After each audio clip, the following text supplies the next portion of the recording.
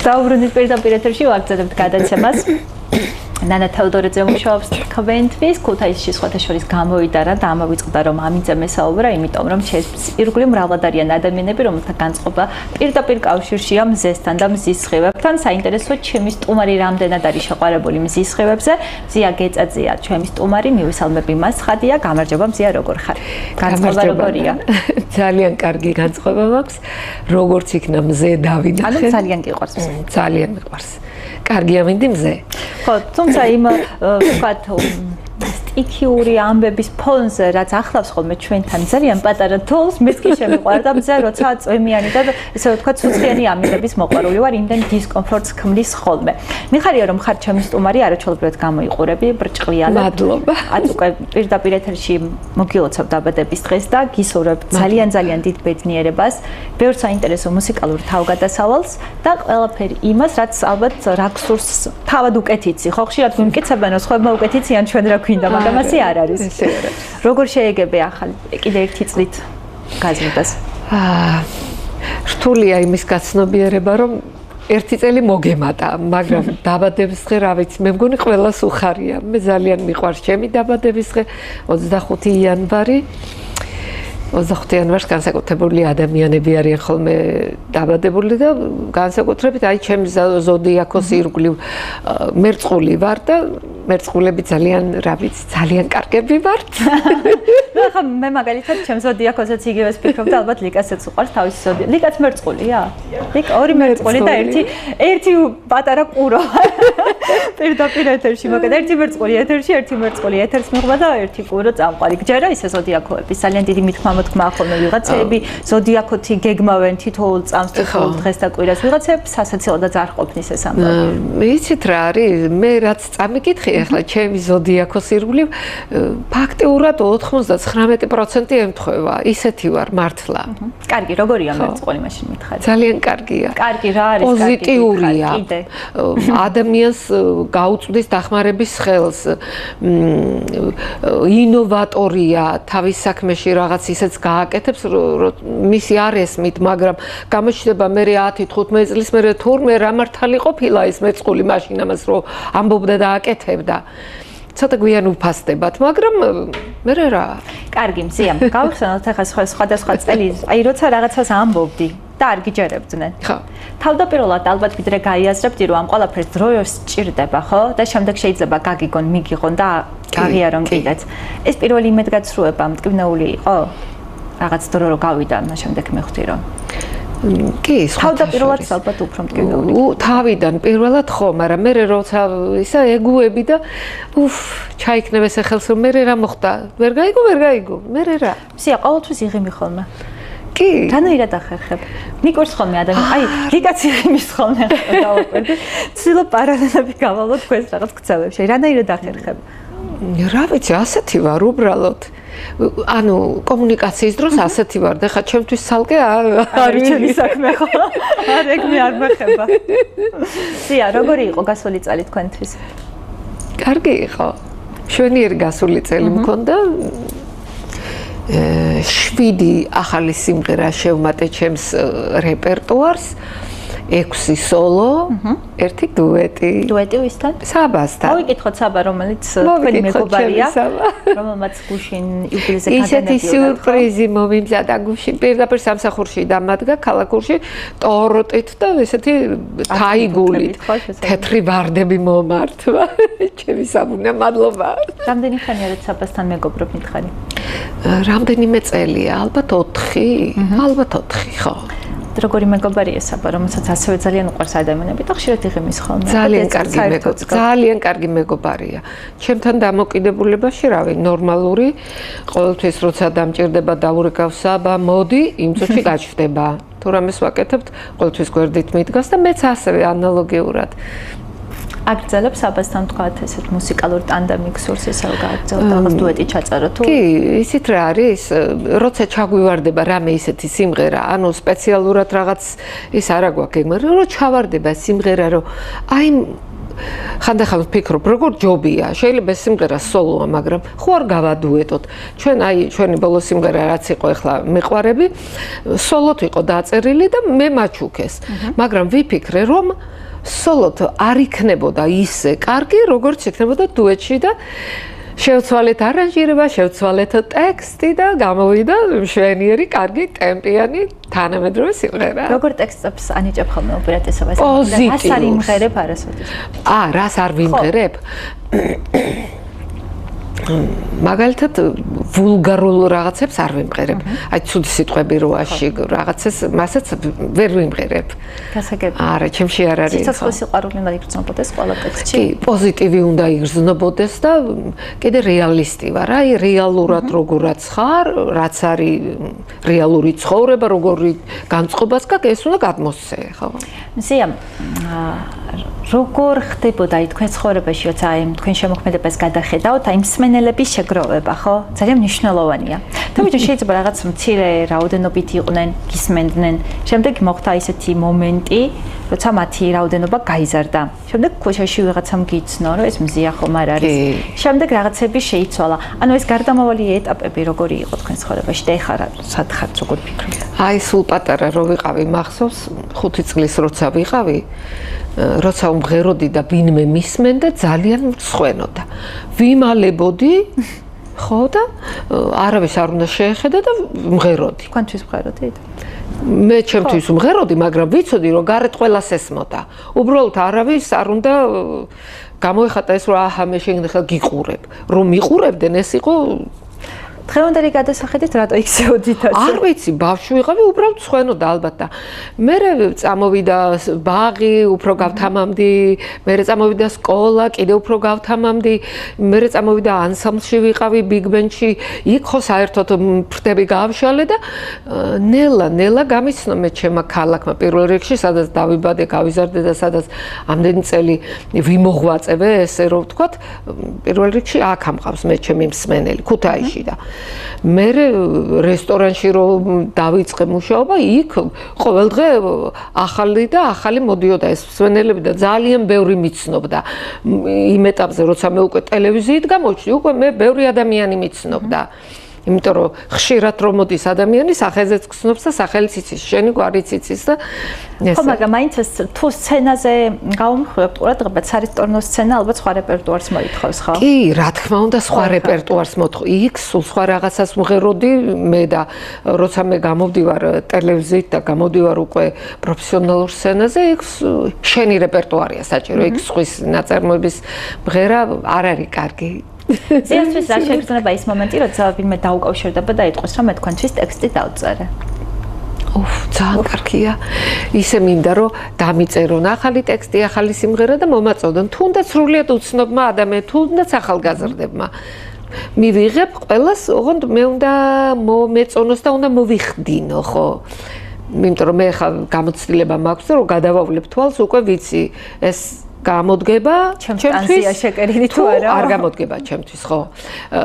ეხლა ამ ბოლოს მქონდა პრემიერა ბატონ ჯაჯენძის შოუში, სიმღერას ქვია ტაქსი.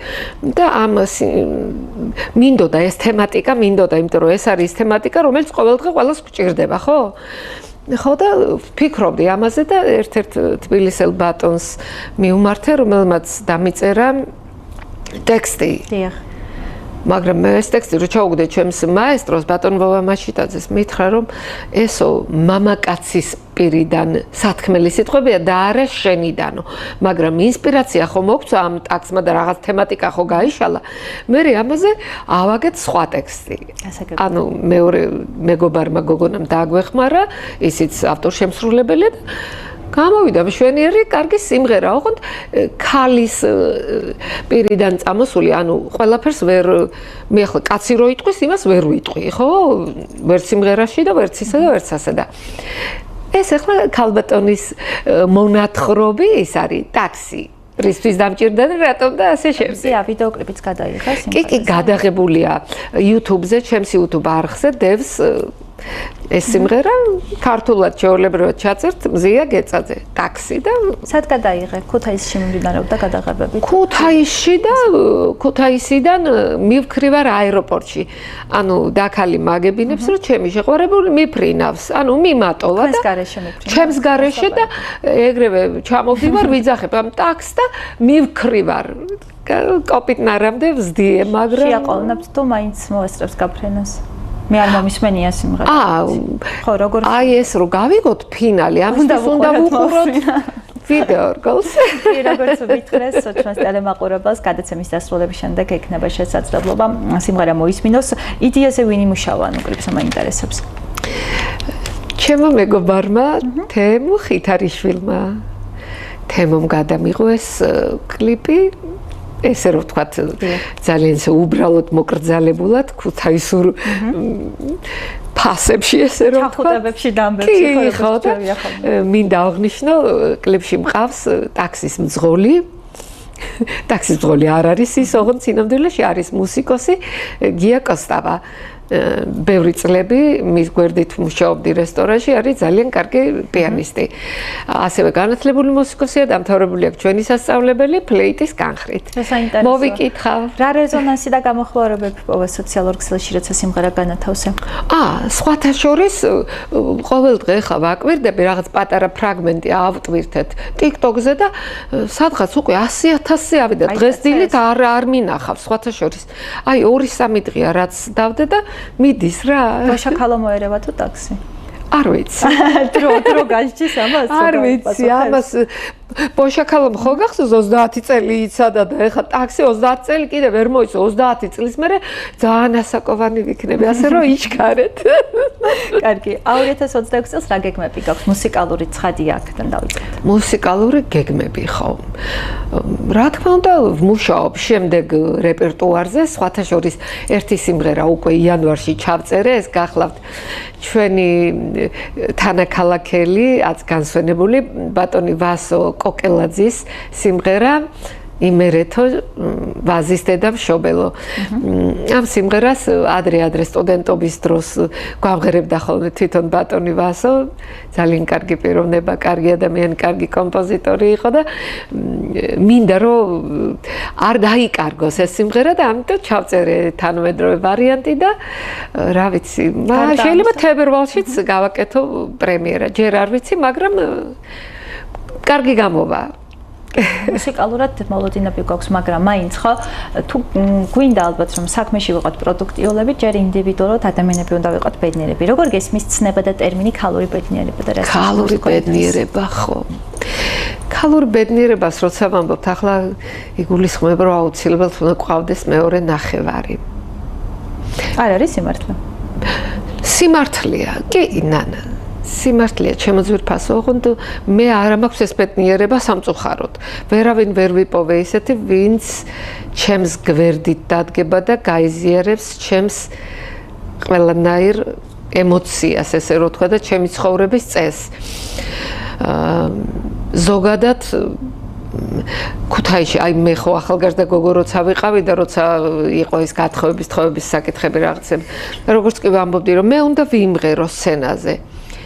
არა, ჩემი ცოლი ვერ იმღერებს. თუ არა, მაშინ შენთვის მე ჩემთვის. მაგრამ ეს დამოკიდებულებები რაც ბევრი ბედი როგორც ასეთი დავკარგე ამის გამო და კი შეიცვალა. ეხლა უკვე აღარ არის ესე, მაგრამ ეს არის ახალგაზრდა თაობაში და არა იმ მამაკაცებში, რომლებიც ჩემი თაობისანი არიან.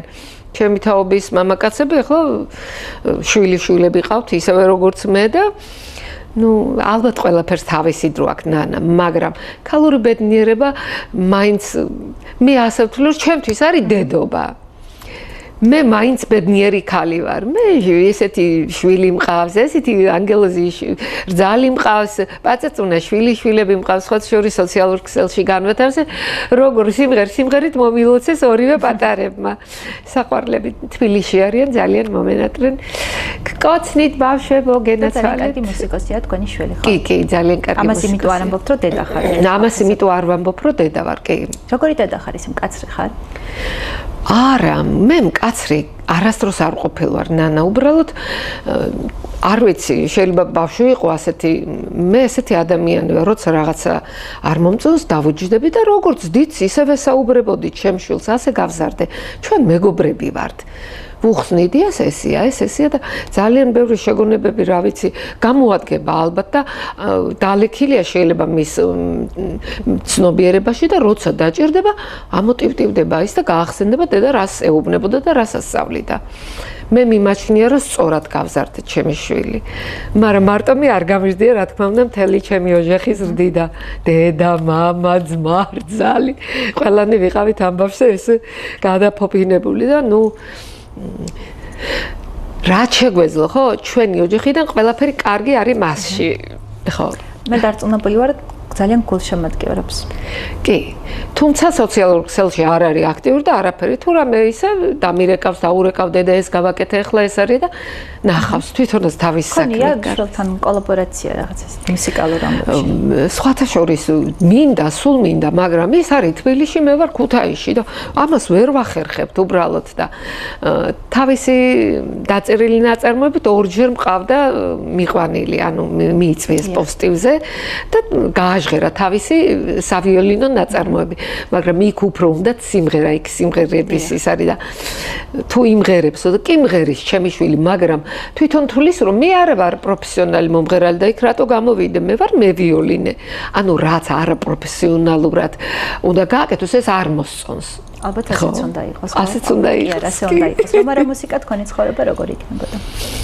რომ არა მუსიკა ჩემს თავს ვხედავ ეკრანზე.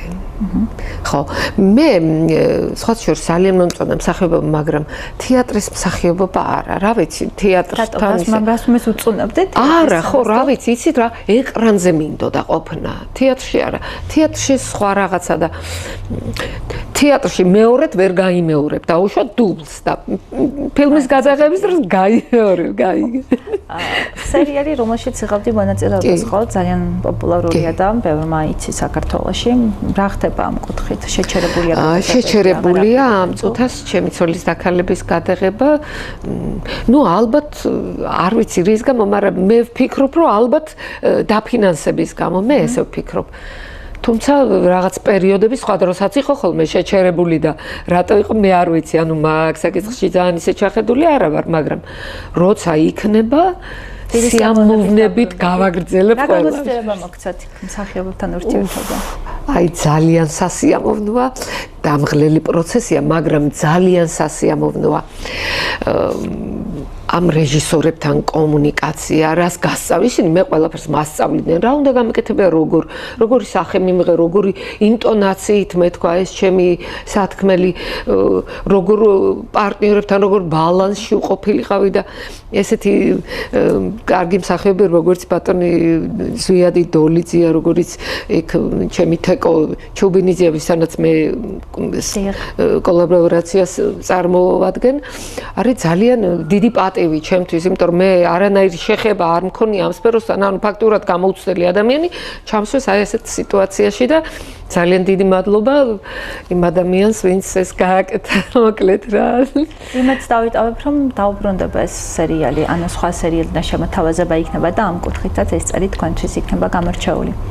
მე ზოგადად ძალიან მინდა რომ კიდე სხვა როლებიც იყოს ჩემს მიმართ შემოთავაზებული. ძალიან მინდა რომ მაგ მხრივ გავაგრძელო.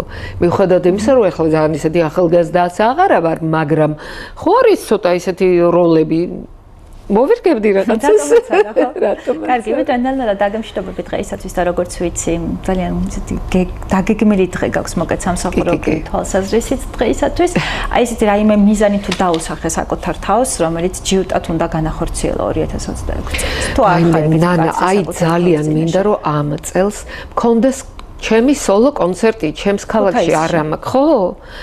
ვერ მივაღწია ამას, რამდენიმე ადამიანს შევთავაზე, რომ დამიგეგმონ ეს კონცერტი, მაგრამ კონკრეტულად ჯერ ვერაფერს ვერ ვაკეთებ, ანუ ვერ მივიღე თანხმობა კონკრეტულად. ძალიან მინდა კონცერტი.